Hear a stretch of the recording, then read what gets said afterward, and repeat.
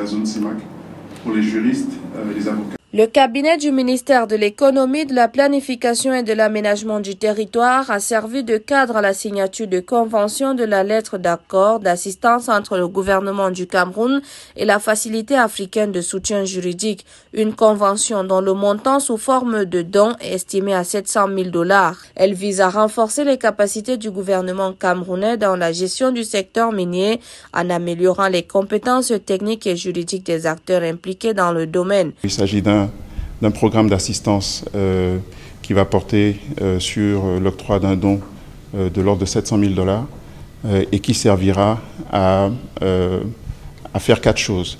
La première chose, c'est établir le cadre juridique et réglementaire et faire l'évaluation de ce cadre juridique et réglementaire pour s'assurer qu'il est adapté à la conduite du projet Akonolinga.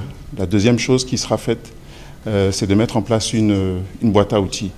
Et par boîte à outils, on entend un certain nombre de documents standards. Le troisième volet consistera en un atelier de renforcement des capacités, de manière à permettre aux équipes qui seront impliquées dans la gestion de ce projet d'être parfaitement outillées, parfaitement équipées pour la négociation de ces documents qui sont par nature complexes et extrêmement techniques. Et enfin, le dernier volet consistera à une assistance dans le cadre de la négociation de la convention minière qui